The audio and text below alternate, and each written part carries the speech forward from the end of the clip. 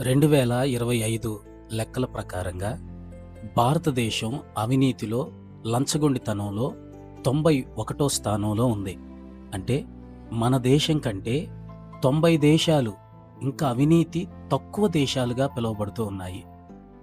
ముఖ్యంగా బైబిల్ గ్రంథంలో చెప్పబడినట్లుగా లంచాన్ని పుచ్చుకొనకూడదు అని బైబిల్ చెప్తుంది గనక, ముఖ్యంగా క్రైస్తవులుగా పిలువబడుతూ ఆయా ప్రైవేట్, ప్రభుత్వ ఉద్యోగాలను చేస్తున్న క్రైస్తవ బిడ్డలు, మీరు గనుక ఎక్కడ అవినీతి చేయకుండా, లంచాన్ని ఆశించకుండా, మీకొస్తున్న జీతంతో మీరు తృప్తి పడుతూ ముందుకు కొనసాగగలిగితే, మీ ద్వారా క్రైస్తవ్యం, క్రీస్తు యొక్క విలువ ఆయా ప్రాంతాల్లో పెరుగుతుంది.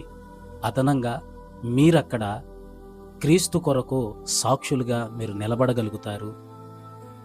మీకొస్తున్న జీతం ఏదైతే ఉందో ఆ జీతంలోనే అంతా సరిపోయేటట్లుగా, మీరు తృప్తి చెందేటట్లుగా దేవుని సహాయం కూడా మీకు అందుతుంది. క్రైస్తవ్యం, క్రీస్తు యొక్క విలువ మీరు ఉద్యోగాలు చేస్తున్న ప్రాంతంలో పెరగాలి అనంటే అది మీ ప్రవర్తన బట్టే ఆధారపడి ఉంటుందని గుర్తు చేసుకుని మీరు అలా జీవించాలని కోరుకుంటున్నాను.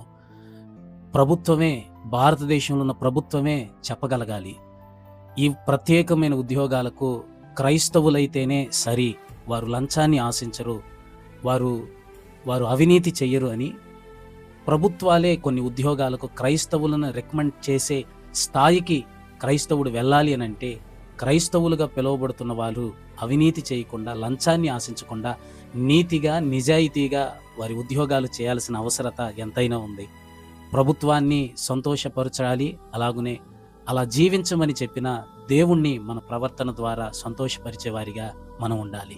కృప మీకు కలుగునుగాక. ఆమేన్.